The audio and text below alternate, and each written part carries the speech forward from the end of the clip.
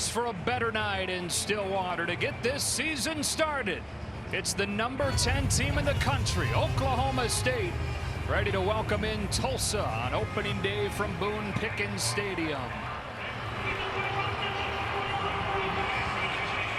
And we say welcome inside. Joe Davis, Brady Quinn, Bruce Feldman joins us in just a moment. And it is so good to be back here. Hear the bands playing, hear the stadium roaring as we get ready to get this season started.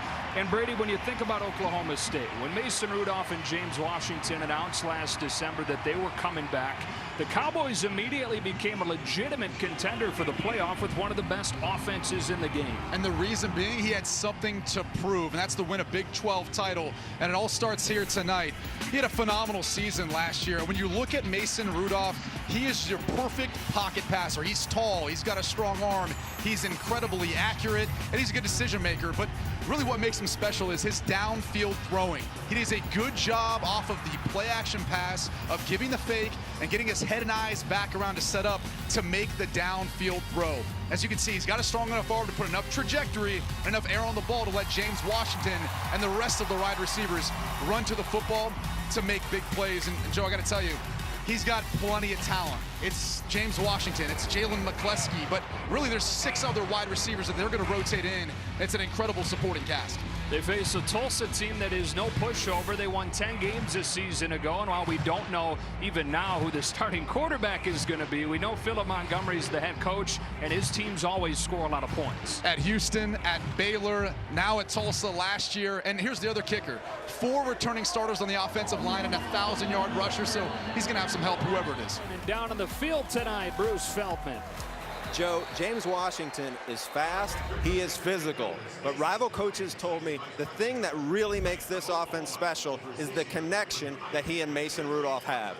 They are always on the same page, and they are really, really good at making adjustments on the fly. Mason told me he knows coverages about as well as I do now. And when I talked to Washington, he said, this is a bond that has grown from the first day I met him on our official visit here. He comes over for barbecue, we watch games together, each day we get closer, and it's a really, really special deal we have. And you can tell when you watch him play.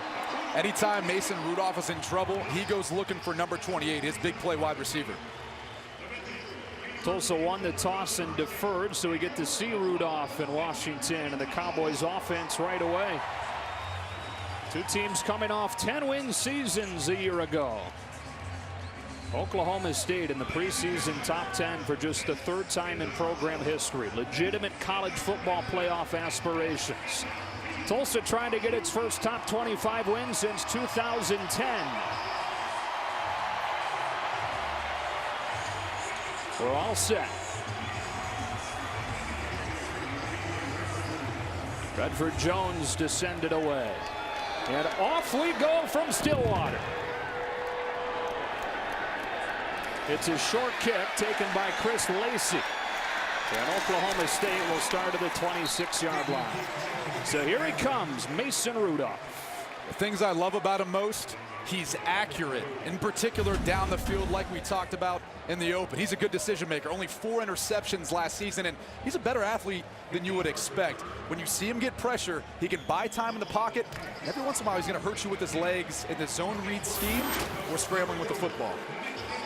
28 touchdowns to only those 4 interceptions a year ago. The best touchdown to interception ratio in the country.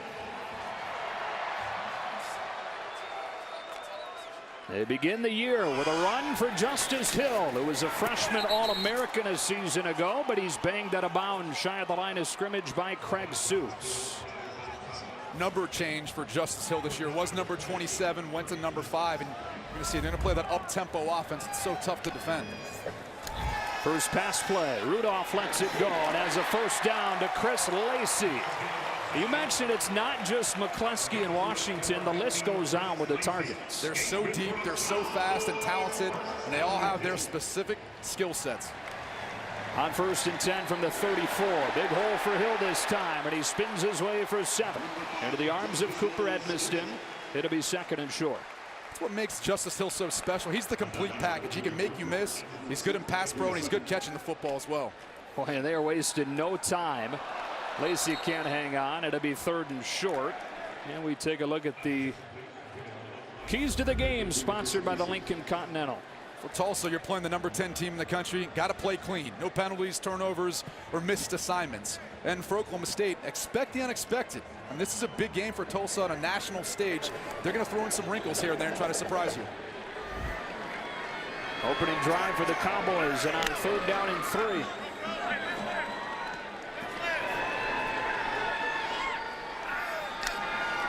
Tulsa brings 5. Rudolph on the speed out has a 1st down. That is Dylan Stoner, a redshirt freshman who redshirted last year with an injury. His first catch of the year. And a 1st down from midfield. Rudolph flets it fly to the outside. Washington has his first catch. How can you not be impressed by him? On time outside to his right, on time outside for a 3rd down conversion to his left. That's what makes him so special. He can throw from the opposite hash. He's got the arm strength, but he's also as accurate as they come. Senior from Rock Hill, South Carolina, Northwestern High School.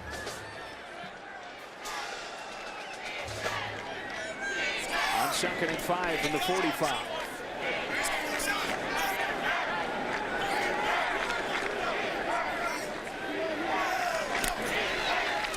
Here comes Hill. Wrapped up at the line of scrimmage and dropped by Jesse Brubaker, one of the 2 very good defensive ends on this Tulsa defense. Maybe one of the best tandems in the country when you look at their ability to get in the backfield, get tackles for loss, and really sacks. Both of them are technicians, but they also, on passing downs, are very good at getting to the quarterback. So a 2nd, 3rd down in this opening drive for Oklahoma State.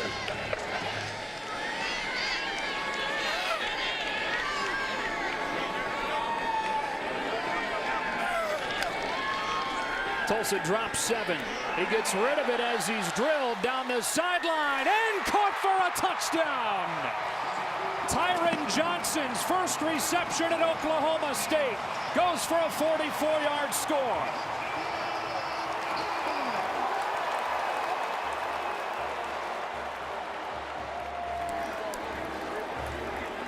Tyron Johnson can absolutely fly.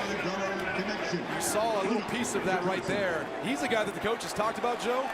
At the midway point of the season, he may be the wide receiver everyone's talking about with his ability and skill set. Transferred in from LSU. Highly touted recruit there. Redshirted at Oklahoma State last year, and they are fired up about what he can bring them. Take another look. This is just all speed and a well-thrown football by Mason Rudolph with Tyron Johnson making the play. Tulsa will get their shot coming up next.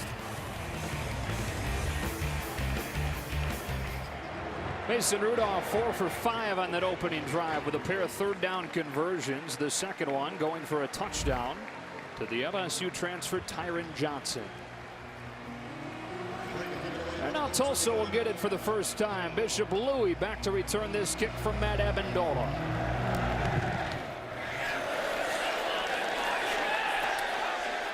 He will take a knee. Golden Hurricane to start at the 25, and we're finally going to get our answer that we couldn't even get asking them personally on the field before the game. Chad President will take the first snaps at quarterback. And a bit of a change for Tulsa. When you go back to last season, the prolific numbers that they put up with Dane Evans at quarterback, now with the Philadelphia Eagles, it was more of a passing offense, even though they had a couple 1,000-yard rushers. Chad President really excels in running the football. He's got some game experience. He's played in 6 games in his career, but not any starting experience. So this is going to be something new for him. That was off the bench as a freshman 2 years ago. They missed all but the opener last year with a leg injury. We expect both will play, but it's Chad President for play number 1. D'Angelo Brewer with penetration coming from DeQuinton Osborne. It's a short gain. It's 2nd down, and here's Bruce. Joe, Chad President was a former 4-star recruit who was actually committed to Baylor when Philip Montgomery was a coach there. Don't be surprised if you see a lot of the wrinkles that they did with that system when they had RG3. This kid runs a legit 4-5. You will see him do a lot of dynamic stuff with him. We're on the number 10 of Robert Griffin III. He scrambles to his right. Great speed to be able to angle him towards the sideline, and he's close to a first down. Pushed out by Trey Flowers. And that's the element that he's going to bring to this offense. I'm sure things will be simplified, where if it's not there, go ahead and take off and utilize your speed and pick up what you can. Like you said, I mean, it's going to be the same system, but different personality from the guy that's been pulling the trigger in Dane Evans previously.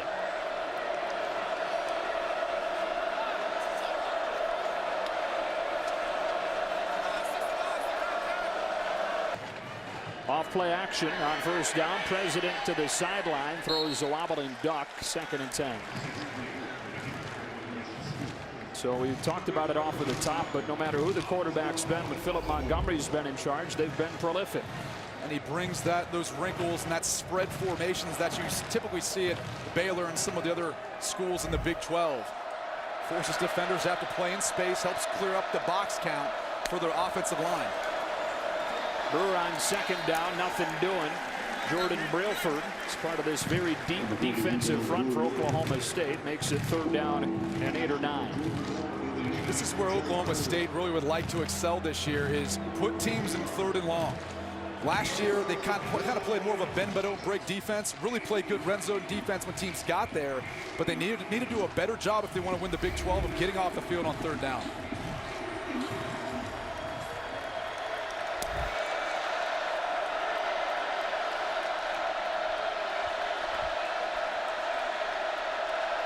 The play clock down to 5. And they need to burn a timeout here. They just barely get it off on 3rd down. President down the seam. It is incomplete. Coverage from A.J. Green. Josh Stewart was out there. It's 4th down. The Oklahoma State secondary is largely untested. A.J. Green's a sophomore. Not much experience at all. So they're going to test these guys on the outside. That's part of Philip Montgomery's system, is stretching the field vertically, making you have to defend every single inch. And so far, Oklahoma State doing a pretty good job, at least in the pass coverage department. Jalen McCleskey back to return this punt. From Thomas Bennett, whose dad, Darren Bennett, was an all-pro punter with the Chargers years back.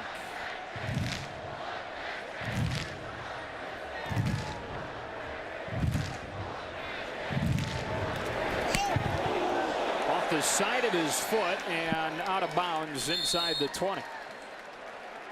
They will spot it at the 19-yard line. Mason Rudolph led a touchdown drive their first time out. They're back out there when you come back to Stillwater on opening night. Oklahoma State begins this drive with a draw. A ton of room for Justice Hill, who's got a dozen and a first down.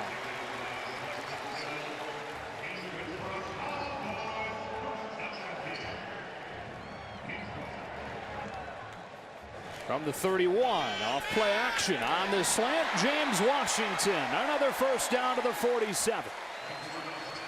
And that's what makes this offense so dangerous, is the play action pass game. Once they get a run going, then the defense has to respect that. And the second that you make that little fake, it pulls up the coverage and leaves you a bigger window. Washington again. This time he gets only 2. Craig Suits over to bump him out. 2nd down. Seeing a much more controlled passing offense. Years past, you used to see 2 tight ends in the backfield, those Cowboy tight ends that Mike Gundy likes to use. This year, it looks like it's only going to be number 41, Britton Abbott, who just left the field. But many more 4 wide receiver sets, and it's because they're so deep and all these guys are so talented.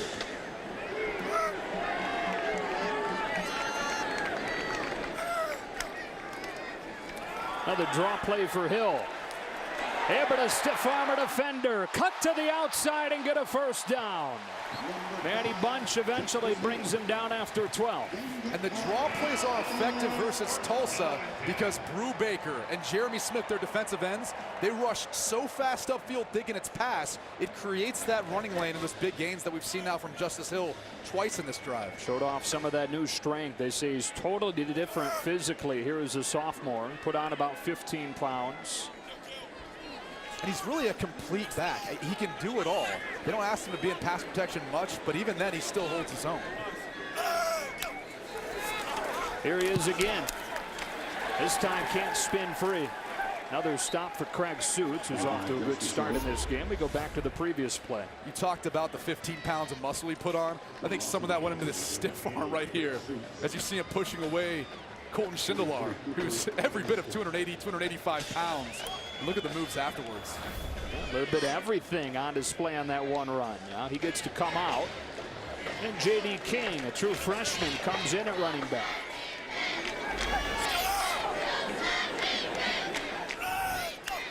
On 2nd and long. Rudolph well protected from a clean pocket. End zone, Washington. Touchdown.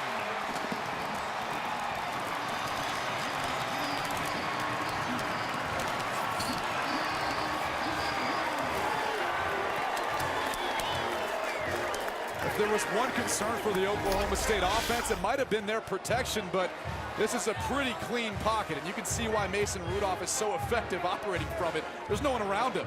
We talked about his deep ball accuracy, a lot of air, a lot of touch on that ball, and allows James Washington to run to it for 6. Amendola adds the extra point. 2 drives for Oklahoma State. A 44-yard touchdown. First for Tyron Johnson. Now from 40 yards, it's James Washington, and it's 14-0 Oklahoma State. Oklahoma State has a pair of touchdowns on its first 2 drives. The most recent, James Washington from 40. Look at the efficiency of Mason Rudolph. 7 for 8, 123 yards, and 2 touchdowns. That one, the 27th to Washington to lead the country. And now Tulsa will get it again. Here comes Bishop Louis. A flag comes flying in. A flag down with a return to the 20. First pass of the drive knocked down. Terrell Owens got his hand on it. 2nd and 10. This defensive front for Oklahoma State, they're missing a guy like Vincent Taylor, a 6th-round pick in this past year's draft, but their edge rushers, they feel like they're deep. They're going to rotate them in. They're going to get some pressure on opposing quarterbacks, or at a minimum get their hand up and bat down passes. Brewer is blown up. Calvin Bundage was in there first, and it's 3rd down and long. Just talked about the rotation on the defensive line. They're going to rotate their linebackers too, and Bundage is one of those guys who's a starter, but you see how aggressive he is. You see why he's out there. He's maybe a guy you want to keep on the field and not rotate those guys. 6 new starters, but a lot of depth on that defense. So important in the up-tempo Big 12. 3rd down and 10 for Chad President in Tulsa. Defensive coordinator Glenn Spencer likes to mix up looks. Look how many guys are outside of each side of the offensive line. All 11 standing. They bring 4, and on a draw play, Brewer falls down. Well, they get out of the shadow of their own goalpost, but ultimately will have to punt it away on 4th down and 13. That's going to be the one tough transition for Tulsa this year, I think, is not being able to have the type of passer you did last year with Dane Evans, who was the most prolific passer in Tulsa history. It really comes in handy on those 3rd and long situations where you've got to be able to throw the football effectively. Also had a pair of 1,000-yard receivers last year. Kevin Lucas, Josh Atkinson, both gone. Cowboys set to good field position here. Almost was blocked. Instead, McCluskey will watch it bounce out near midfield. 2 drives, 2 touchdowns so far for the Cowboys, and Mason Rudolph in the offense. Back at it after this.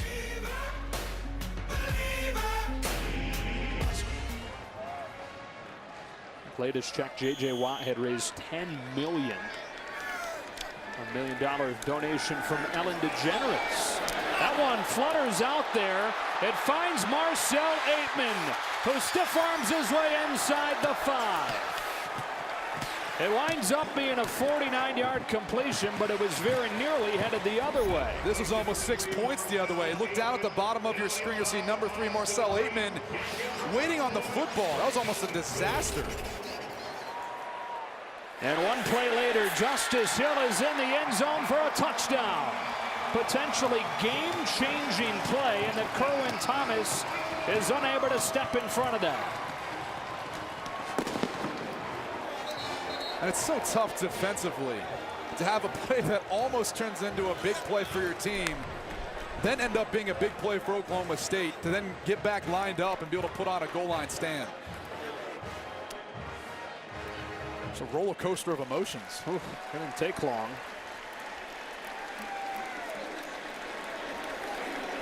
Too early to start talking Heisman? The score is getting in the range where we may have some of that discussion as the night goes on. 52 yards in just 17 seconds. We look back at the pass play that set up the score. Well, it looks like Oklahoma State is picking on number 2, Kerwin Thomas, as you kind of see him at the bottom of the screen. But Marcel Eggman, a wide receiver that they were extremely excited about to get back this year. He missed last year due to injury. More bigger physical wide receivers as we look at Justice Hill taking in the end zone for 6.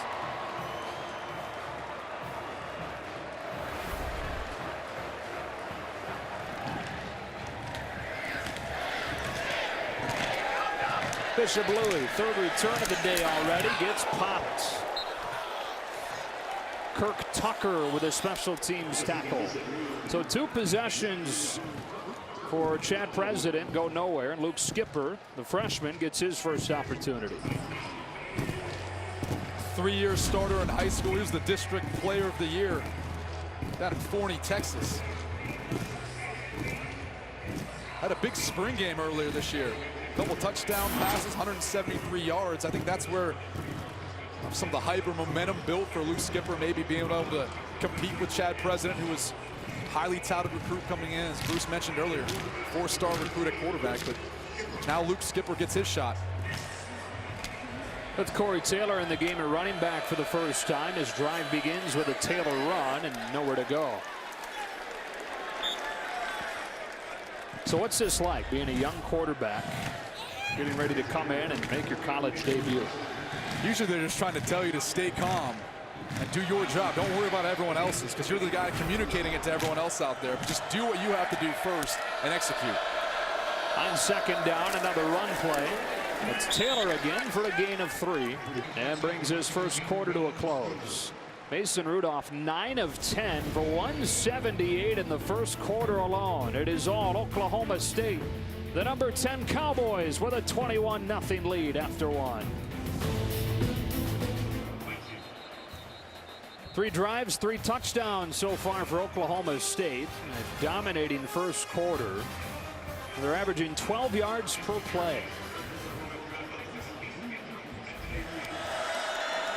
Pressure coming on third down as speed out sails through the hands of Keenan Johnson with a coverage from Richards, and 4th down. That's what makes this defense so effective too, is when you've got a guy like Ramon Richards who can play the safety position but still come down into the slot and match up in man-to-man coverage. Typically safeties aren't good in man-to-man coverage versus wide receivers, but because of Richards' past playing cornerback and be able to match up, incredibly effective. Allows defensive coordinator Glenn Spencer do a variety of things. Busy first half for Thomas Bennett.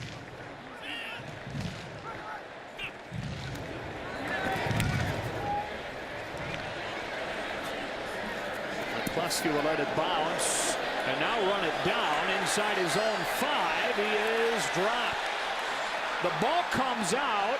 There's no signal yet, and now they say touchdown. They have ruled it a touchdown, saying that he was never down, and it was recovered in the end zone by Tulsa. It's a touchdown.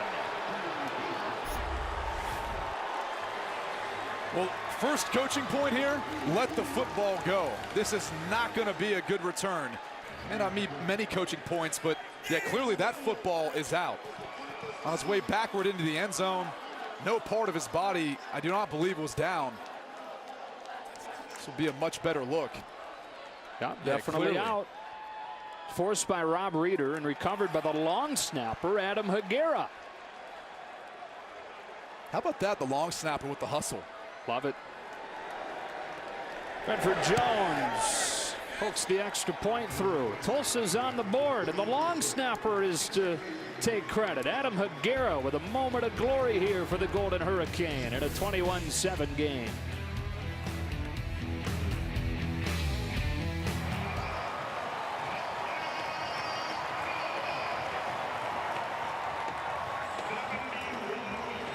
So in a 21-7 game, J.D. King in there running back. Rudolph fakes it to him and gets it to Dylan Stoner, who's crunched after 4. Stoner, a redshirt freshman from Jenks High School in Tulsa, and they say as a redshirt freshman already developing into a bit of a leader for him. The guy leading the block was Britton Abbott, Cowboy tight end we talked about. They're trying to find out who's in that role this year. It's going to be Abbott. Downhill comes King with a big hole. He's in the free. And on J.D. King's second career carry, he takes it to the house from 72.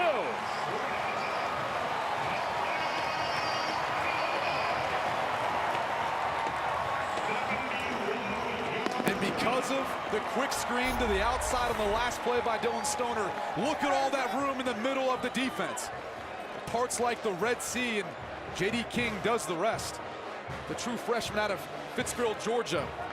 Like Mike Gundy, he said he played a lot of good football down there in Georgia. He felt very confident in his ability as a true freshman, much like Justice Hill a year ago, to be able to come in and give us some meaningful reps. That was a pretty meaningful rep there. I'd say so. And Amendola makes it 28-7. So much for any momentum that Tulsa developed from getting that fumble in the end zone. J.D. King, the third touchdown of the day from Oklahoma State of at least 40 yards. How about this offense? Mike Gundy's Cowboys averaging better than 12 yards per play so far, and a 28-7 lead early in the second quarter. Lone touchdown for Tulsa came on special teams and a fumble recovery. We'll start this drive from the 25. Chen President back in for the first time since the second possession, and Jarrell Owens for the second time gets his hand in a pass. Talking to the defensive coordinator, Glenn Spencer, just talked about these guys up front, how hard they work. Kind of thought there might be a chance to have a little bit of a drop-off with guys like Vincent Taylor and Miley moving on, but so far we haven't seen it. Into the short side, right on the numbers for Hobbs. And he charges forward for 7 or 8. It'll be 3rd and short. Glenn Spencer's up there. 10th year in the program, 5th year as the DC. Moved upstairs after the loss to Baylor early last year. First time he'd been up there in a long time, but is stuck there. On one occasion, on a 3rd down and long earlier, he brought pressure, and President was able to beat him with a 16-yard run. Here it's a perfect call for it, and Brewer's got a first down into Oklahoma State territory. And that is how you beat pressure. When you've got a running back like D'Angelo Brewer, who can get out in open space and make a guy like Calvin Bundage miss and pick up the first down, that's huge. Back to the ground. It's Brewer, run down from behind by DeQuinton Osborne. And it makes you hesitate as a defensive coordinator to being pressure when you've got a quarterback in there who can see it and who can execute and pick up the first down.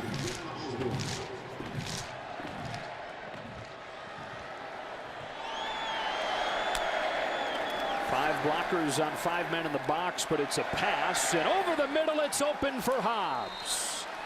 Justin Hobbs beating A.J. Green for a first down pickup of 18. That was a nice job of Chad President working his progression. He started to the left, came all the way back to the right side to find Hobbs for the completion. Brewer stopped in the hole by Whitener, who's racking up the tackles in this first half. Take a look at that last play. Look at his eyes, working to the left, stays calm in the pocket, doesn't take off, comes back to the right side to find Hobbs for the big completion. Obviously. Here's Corey Taylor, steps to the outside, stays on his feet, and sticks the shoulder down for 7 or 8. Sophomore from Tulsa's Holland Hall High School, sharing carries with Brewer. 2nd and short. that area where you might see the quarterback keep at some point, as well as their tight end Chris Minner, number 6, in the play-action pass game. 3 of his 6 catches a year ago went for touchdowns. Love him in this area. It's Taylor again, like a bowling ball, downhill for a touchdown. Impressive response for the Golden Hurricane to get back to within 2 scores. Confidence. This team just needed some confidence, and it actually came via a special teams play to start getting them that momentum to get back into the game. As you watch Corey Taylor really just push with that surge from his offensive line, but just gets his shoulders low and drives into the end zone for the score.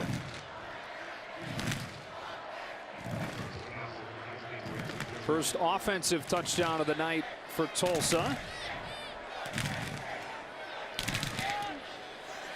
And credit Chad President for the big completion to help get them down into that area. Part of a 13 plays, 75-yard drive and a 28-14 score. Redford Jones to kick it after the first offensive touchdown of the night for Tulsa. A short kick. Tyron Johnson takes it from the 4. And Johnson, who already has a receiving touchdown in his first game as a Cowboy, now has a solid return to the 33. On 3rd down and 1. They'll run it again with Hill. He's got the edge. He's got a first down and more. And Justice Hill is inside the 30. Needed 1, got 32. Watch the right of your screen. Look at all the running room. And that was really started by the right side of the offensive line. Right guard Larry Williams, right tackle Zachary Crabtree. Those guys helped set the edge and really paved the way for Justice Hill in the big game. J.D. King replaces him after carrying a heavy load over the first few plays of this drive. From the 24, Rudolph's first pass of the drive. Jalen McCluskey can't get it. Coverage Reggie Robinson. No flag, 2nd down.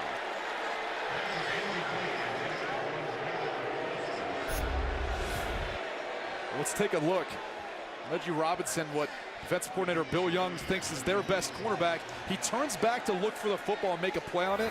And I know there's a lot of contact, but I think had he not looked back, maybe there's a flag. Because he did, I think that's why maybe the official didn't. Robinson, a guy they think has a lot of upside. Sophomore from Texas. Tyron Johnson swings out. In open space, this is where he is deadly. He's got blockers in front. Mason Rudolph gives him 1 for a first down. Kind of gave him I don't know who got the better of that block. It looked like Jordan Mitchell kind of took out Mason Rudolph as opposed to Mason Rudolph taking him out. Check out number 2 right here. Jordan Mitchell chopping down the quarterback. Come on, man. Got the job done, though. Eliminated a defender. Into the short side. Stoner's got a short game. The key is just getting in the way. I mean, no one expects you to actually do a whole lot. So if you actually just account for one person and keep him from tackling the running back or wide receiver, everyone should be happy. And so if you get blocked yourself, yeah, sure, it works. We'll take it. Take one for the team. By the way, last year Mason Rudolph in the red zone, 14 touchdowns, only 1 interception. Best touchdown to interception ratio overall last year in the country. Making a change on 2nd and 7.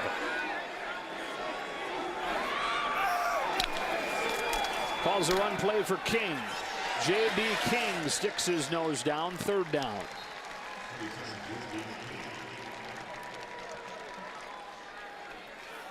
This is that part where, you know, they don't have to necessarily throw the football. Because of Mason Rudolph's athletic ability, there's from time to time you'll see him keep the football in some of these zone read schemes. Scared it once tonight. Now with the 4 wide receiver set, that might be another story because they're going to have one-on-one matchups on the outside. Got it with Aitman to the bottom of the screen.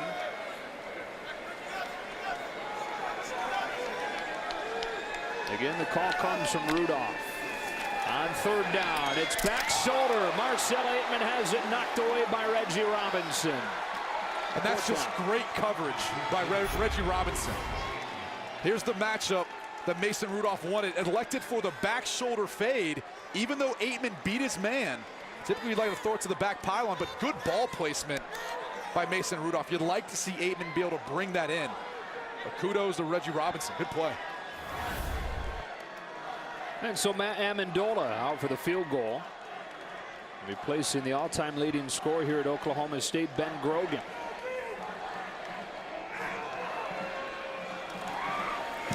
From 24 yards, it's right down the middle.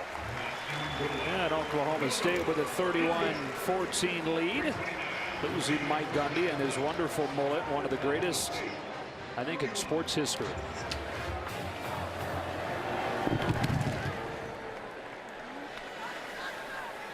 That is a touchback. Drive beginning from the 25 and going backwards to start. A loss of 2 for Brewer. Yeah, guys, the marketing ability of Mike Gundy. I mean, this thing last year, it kind of took on a life of its own, and they cashed in. Oklahoma State got a ton of added visibility. It became Gundy's thing.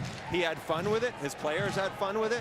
It was kind of a persona. And look, the rattlesnake hunter now, I think Mike Gundy has definitely found his inner being in his 50s.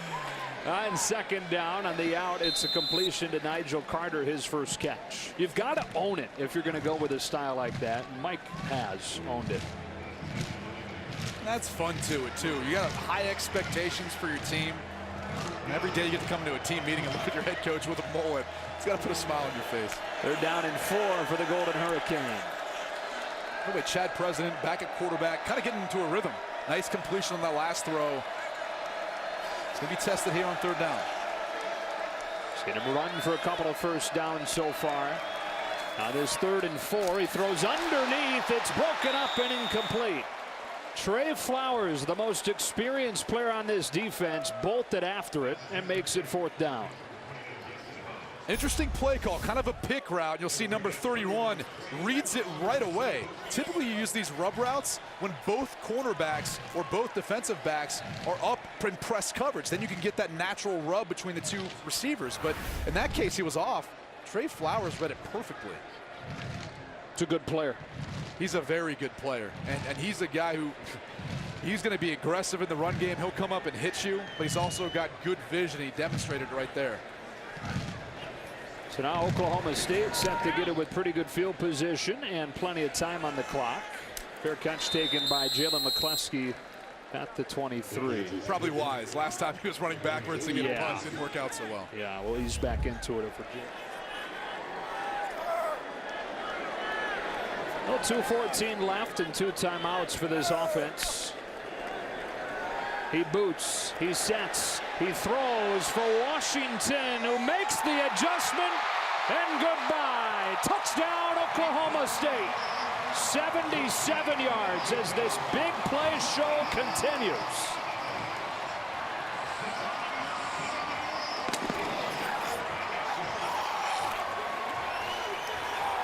We talked about that connection, the chemistry between Rudolph and Washington. In that case, Washington had his back because that was not a very well thrown football. Underthrown, but obviously with enough air. And because Washington beat Reggie Robinson so bad, he had the opportunity to come back and catch the football. The 4th touchdown of at least 40 yards in this first half. The 2nd of at least 70.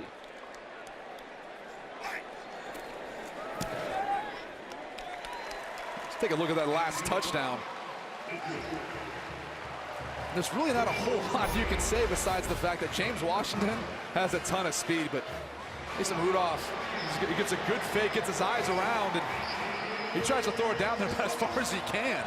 James Washington is so fast, sometimes as a quarterback, he can outrun you. Here's the tough part. See how he stayed on the outside of Reggie Robinson? He comes back across his body to make this catch, which was a little bit behind. Good concentration by Washington. And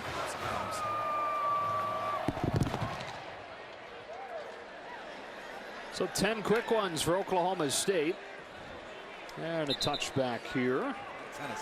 President begins this drive with a shot to Hobbs, and he's got close to a first down. That was his mom's sport. James Washington was really good in high school and She talked him into it, and he said that he was happy that he did play tennis because there were some transferable skills to football.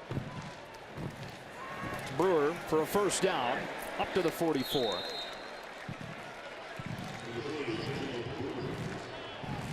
This Tulsa offense just keeps chugging, keeps pecking away. They're really starting to find a rhythm now. So 33 seconds and 2 timeouts. They go to Brewer, who has no room. Chad Whitener sticks his nose in for a short loss. They use the first of those 2 timeouts with 28 seconds. But talking to Philip Montgomery, that's one of the things he kind of discussed, was really been excited to see what these guys are capable of doing versus Oklahoma State. On 2nd and 10, President has time, and underneath he's got a completion to Josh Stewart, redshirt freshman, with his first career catch. Right up for a first down. 19 seconds. Clock stopping for the chains to move. And that's obviously key in college football because it allows you, if you move fast enough, not to really lose much time on the clock. Still have that 1 timeout. President scanning the field. Now he takes off, makes a move, and they'll use that last timeout with 2 seconds. And in this case, you obviously just take the points, take the field goal, go in the halftime with the momentum because you get the ball coming back out of half. This is where Oklahoma State misses a guy like Vincent Taylor. Had a number of block kicks last year in that defensive front. 4 in 1 game against Texas.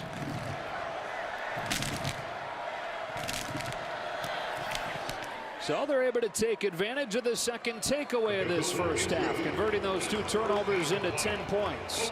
38-17 the score at halftime. We now get you to Rob Stone and the guys in LA for the State Farm halftime show. As advertised so far from that Oklahoma State offense, 139 of Mason Rudolph's 276 have gone to James Washington, and Oklahoma State leads Tulsa 38-17. Get you ready for this second half. Joe and Brady and Bruce in just a bit. What do you think so far? So far, I think both teams have done some good things. You look at Tulsa, that second quarter, a big second quarter for them. 17 points, all the points they've scored in this game. And I think they're starting to find a rhythm on offense. On defense, starting to get some pressure on Mason Rudolph. So I think if you're Oklahoma State, you want to see him take care of the football better. For Tulsa, you'd like to see him continue to kind of build momentum. And they'll have a chance right away here, getting the ball to begin the second half. 2 teams coming off 10-win seasons, Tulsa and 10th-ranked Oklahoma State. You mentioned the 10 points off of the 2 Oklahoma State turnovers. Tulsa was one of the top teams in the country last year, getting points off of turnovers.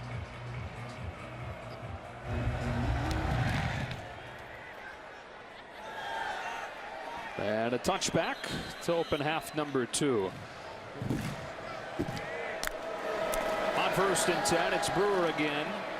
Good penetration from that defensive front. Both Jordan Brailford and DeQuinton Osborne were there for the tackle.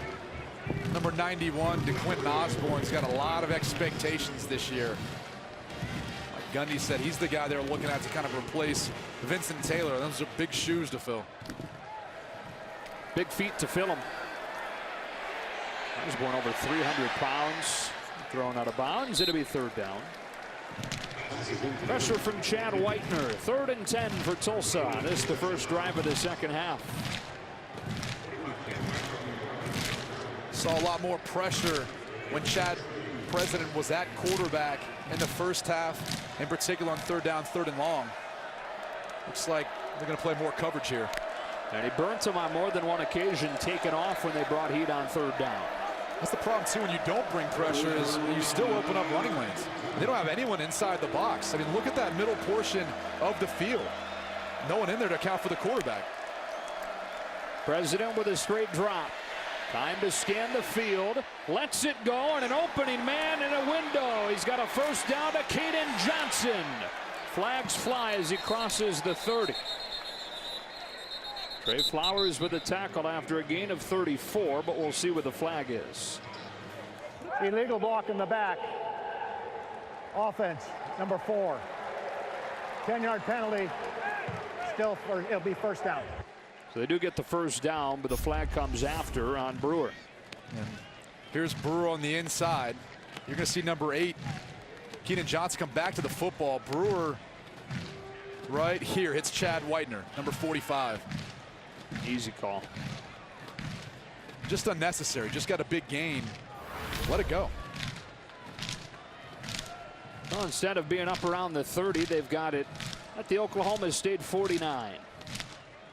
By the way, how many times do you see a running back split out a wide receiver stretching the field like that? I mean, that was Brewer clearing things out for Keenan Johnson to come back to the football. Got to be versatile when you play in a Philip Montgomery system. Third year as the head coach here at Tulsa.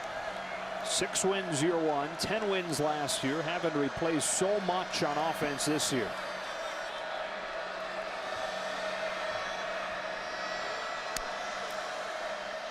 Brewer trying to make up some of the yardage lost on his penalty, but he's tugged down by Enoch Smith.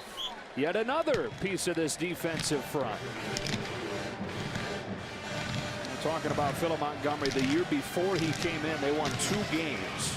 So from 2 wins to 6 to that 10-3 2016 with a blowout win in the Miami Beach Bowl. And he's become a hot commodity across college football. And Tulsa fans may hate to hear that, but looking at his track record and success, it's the reality.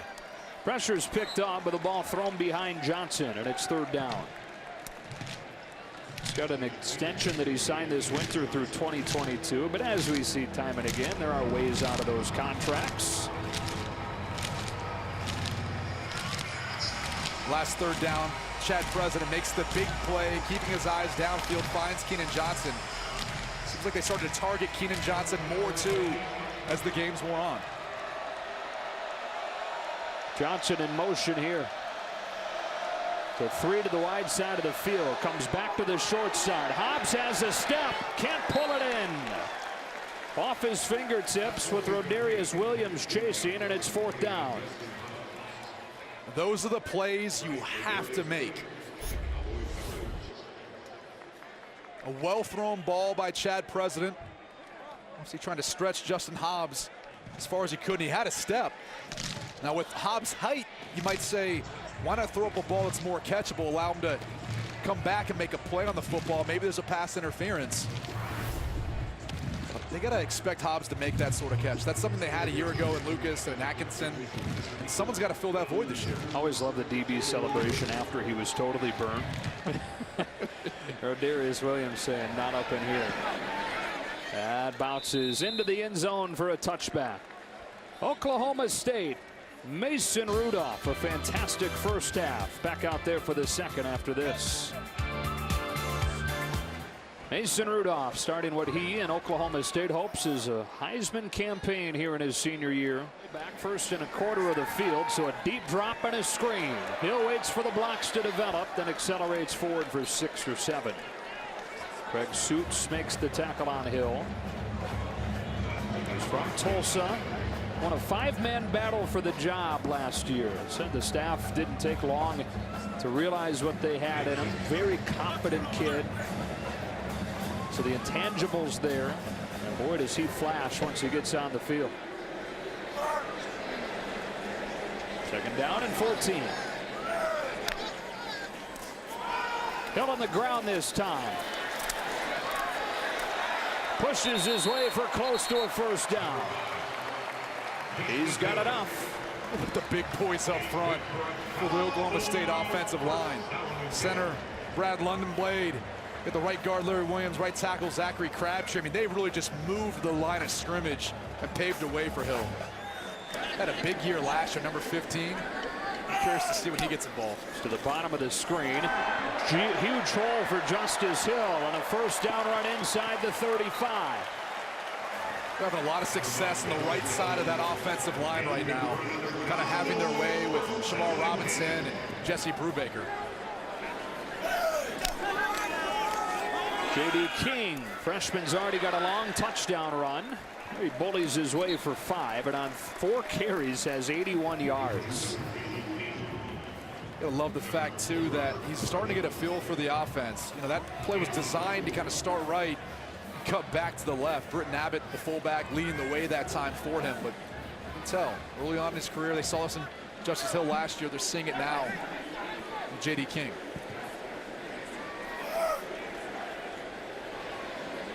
Working out of this diamond formation on the 12th play of the drive.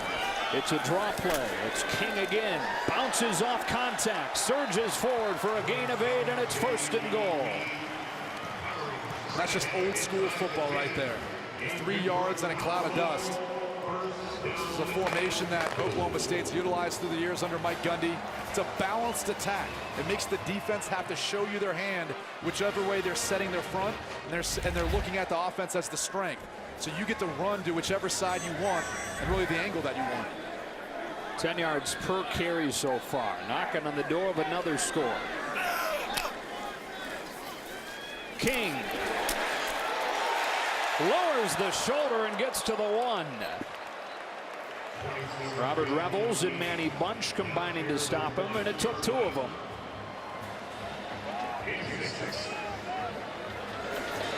Rudolph under center. He'll sneak it. He'll get in. Touchdown, Oklahoma State.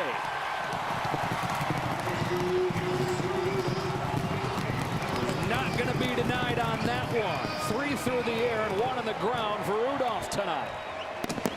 You don't see too many quarterback sneaks that start up the middle like that and end all the way almost to the sideline. Yeah. Got it inside the pylon on a quarterback sneak. He found a way, and again, he's trusting that right side of the offensive line. I mean, Zachary Crabtree has been an Iron Man for them at the right tackle. Started 34 games in his career, so of course he found his way to the upperclassmen that he trusts the most.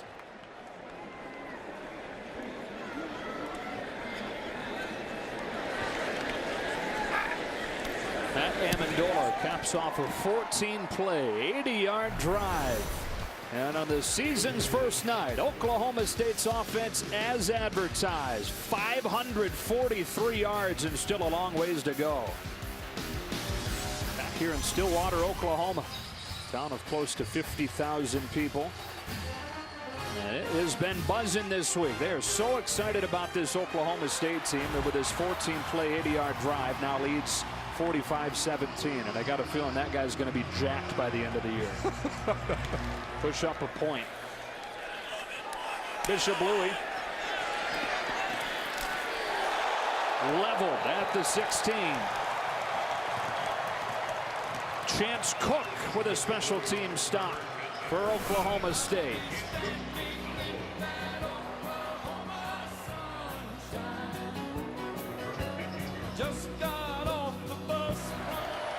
Brewer motions out, so an empty set and a ton of room in the middle of the field. Hobbs needs to make one man miss and does for a 1st down across the 40. I love it. Well executed play. Chad President identifies the pressure. You'll see it right there at the top of your screen. Hobbs sees it as well. He breaks off his route, makes the catch, turns upfield to get more yards. And a rare missed tackle from Trey Flowers leads to 23 yards. This play is blown up. The Quentin Osborne having a nice night inside. Flashes of Vincent Taylor. I'm telling you, this guy is a player to watch. He gets penetration in the run game. He's explosive and quick off the ball.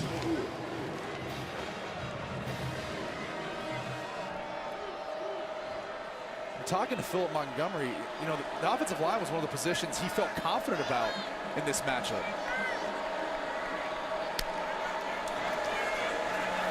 President under pressure. That ball should have been intercepted by Edison Magruder. Instead, 3rd down. Right up the gut. Chad President really didn't have anywhere to go with the football. Tried to get out, tried to anticipate. He's very fortunate this wasn't picked off by Edison Magruder. It would have been 160 the other way. Got a couple of those dropped tonight. One from each side.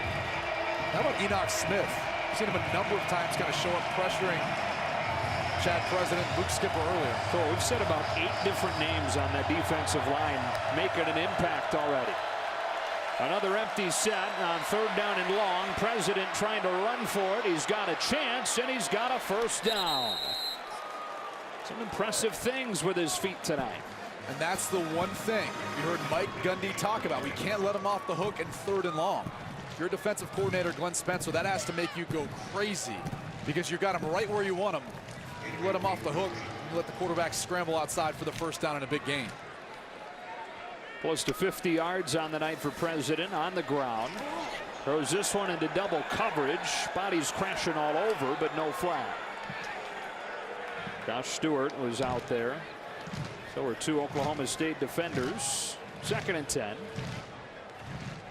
It looked like Malik Curse.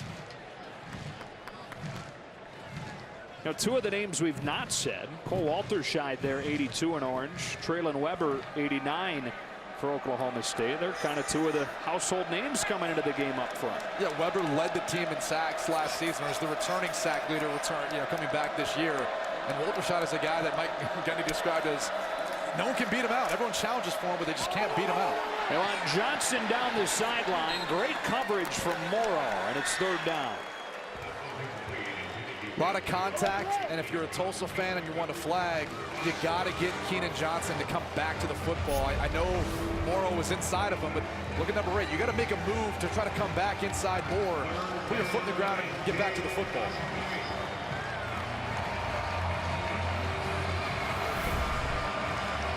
So another 3rd down. Well, Tulsa 50% on 3rd down tonight. Seems like all the 3rd and longs they've almost converted on all. A lot of them have been President taken off, which he looks to do again and then pulls the trigger and has a 1st down.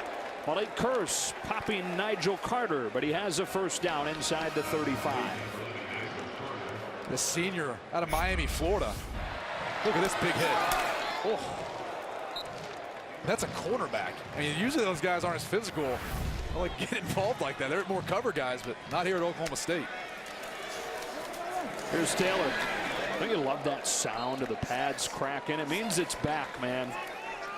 Fantastic job by our crew to be able to be down there and pick that up. Matt Victory, our lead audio technician. Closing minutes of this 3rd quarter. Oklahoma State in control in a game where they raced out to a 21-0 lead before Tulsa could get any momentum going. They've gathered some, but perhaps too late. On 2nd and 7, President steps into a throw. It's incomplete through the hands of Johnson. And with the exception of the great acrobatic catch Johnson made, President and Skipper haven't gotten a whole lot of help from the receivers tonight. No, they haven't. And that wasn't a perfectly thrown ball, but it was catchable.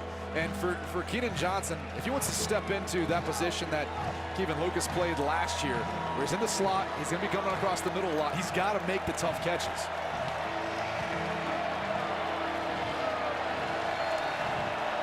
Five for 6 on 3rd down in the 2nd half. Pressure coming from the Cowboys, so he throws off his back foot, incomplete. They brought 6 on 3rd down, 4th and 7. This is an all-out blitz. It's 1-on-1 on the backside. Look at all the bodies up around the line of scrimmage. Chad President knows he's going to have to get the football off because there's going to be someone unaccounted for. 7 rushers from Oklahoma State. Offense will stay on the field. And why not in a 45-17 game? How much space you have. Not many necessary bodies around the line of scrimmage. President steps into that direction and now heaves one to the end zone. Nigel Carter knocked away, but a flag down. Likely pass interference on Trey Flowers. Pass interference, defense, number 31.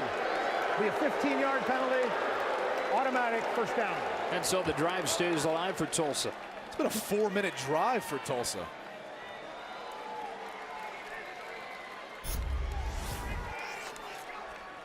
See Carter trying to locate the football, get back to it. A lot of pushing by Flowers. Kind of both pushing. I don't know. Yeah, I'm with you. But the drive will continue. 13th play over those 4 minutes you were talking about.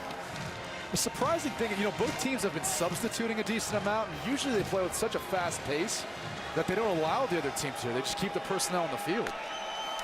Pressure to Downs. President stumbling, lost the football, and Kenneth Edison Magruder is going to take this one back. Touchdown Oklahoma State from 82 yards. The defense doing its best big play impression.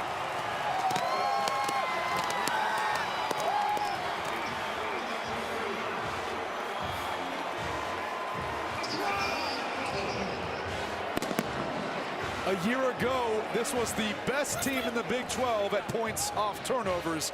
It was usually because of their offense, but this time their defense is able to capitalize. And those sorts of things going to happen in the backfield. You've got a quarterback competition, one into camp. You get a ton of reps, handing the football off, those meshes and everything that is involved in the running game, especially when we're talking about a system that we've seen in the Big 12 for a while with Philip Montgomery. 5th touchdown tonight of 40 yards or more. This one coming from the defense. There's the Houston, Texas native. Takes it back from 82 yards.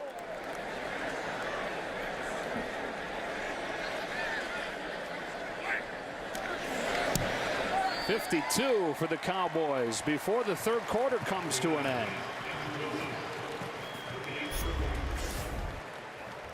You see number 3, Edison Magruder. He's ended up playing or trying to play Brewer as well as President, and it really was just President stumbling. And unfortunately, you know, when you're in this position as a ball carrier and you start to go to the ground, you end up naturally just using your hand or your arm to brace yourself, and you kind of forget you have a football in there. We talked about it. I mean, just something that Tulsa couldn't afford to do. The penalties, had 6 of them so far tonight, and they're really their first turnover, but Oklahoma State's just too good. Touchback.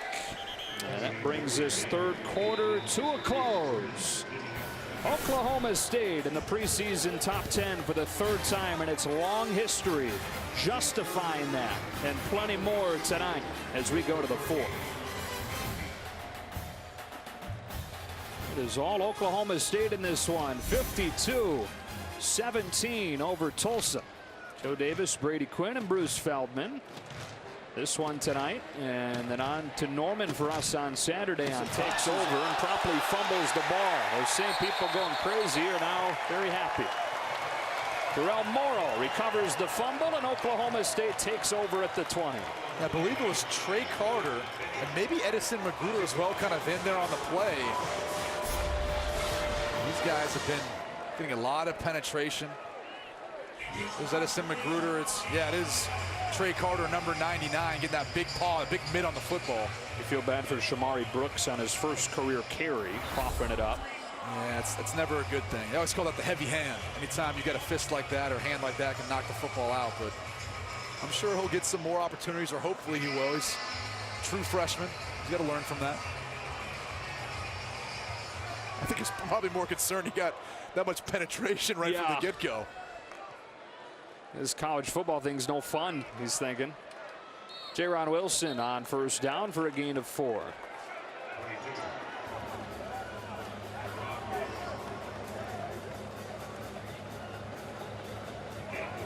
These are those valuable reps for a team like Oklahoma State that has such high aspirations, because they get these backups experience. So all of a sudden, if a guy goes down, they don't panic. They've got the live game experience.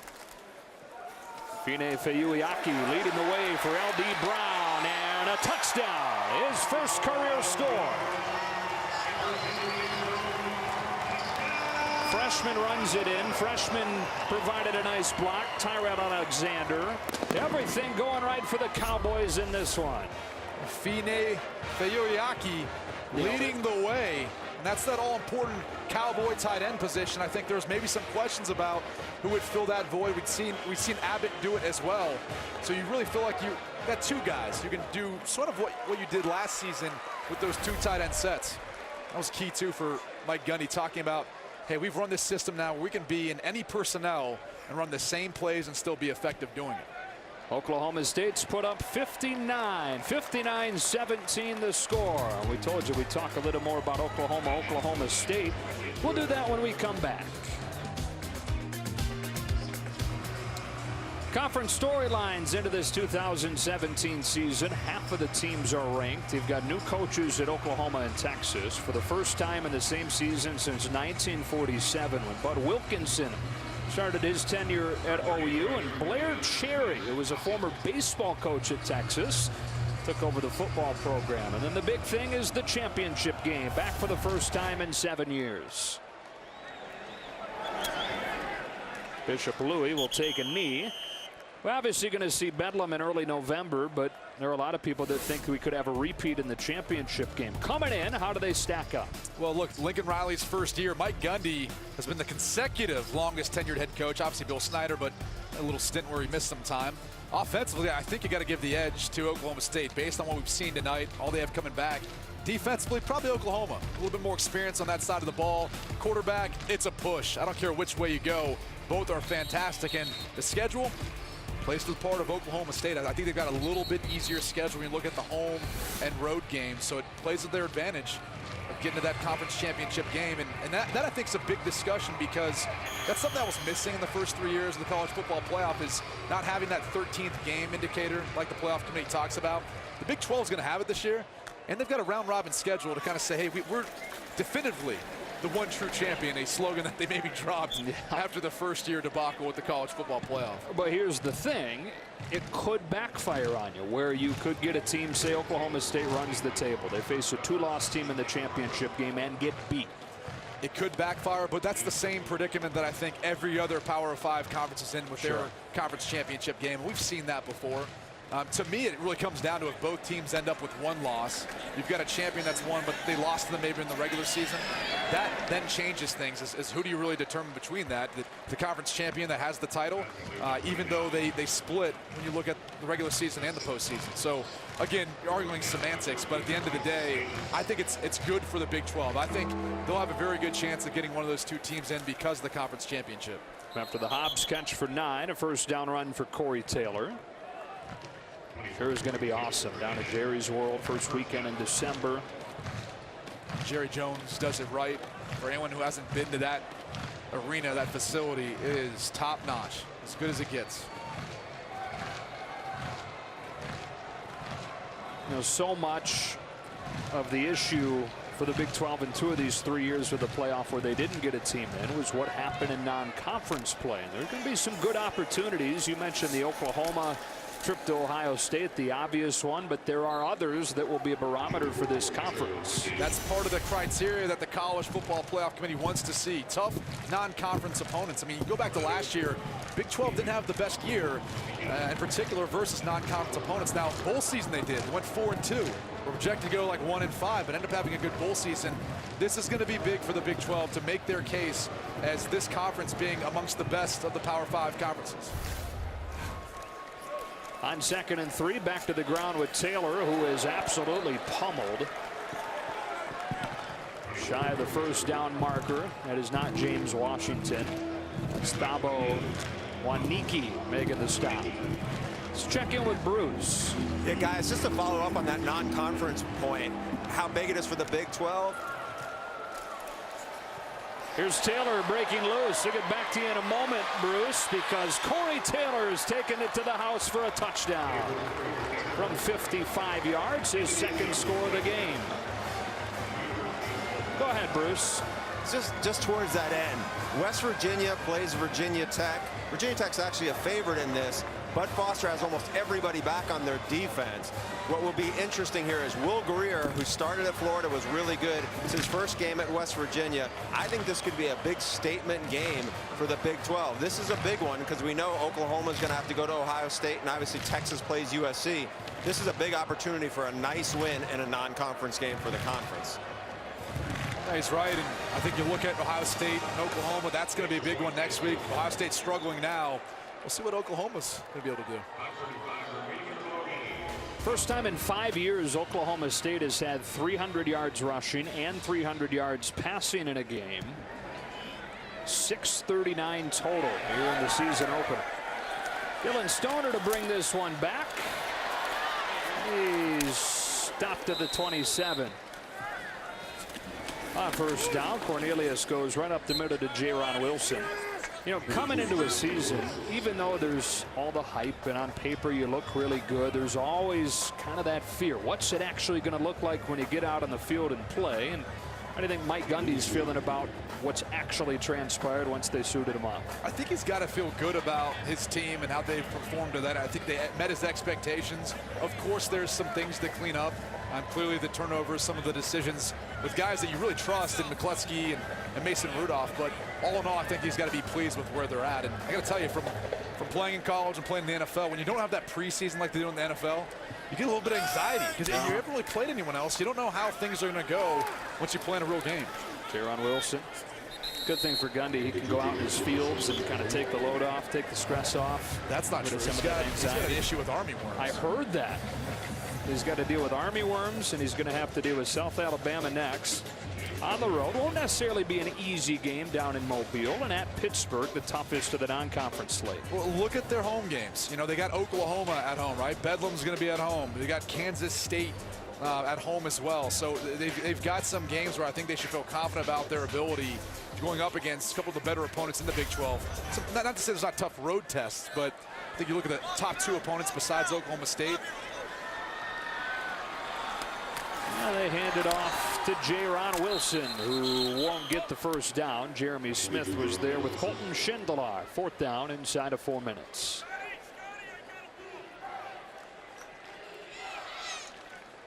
Don't get me wrong, just because Mason Rudolph wasn't on that Heisman list, it doesn't mean he's not a legitimate contender. You know, our colleague Joel Klatt, he thinks he's got a great chance of winning it this year because he's, you know, somewhat unknown on the national scene. I think last year kind of put him on the map, but he wouldn't be considered a favorite. And I think if you look through the past of Heisman Trophy winners, Joel's right.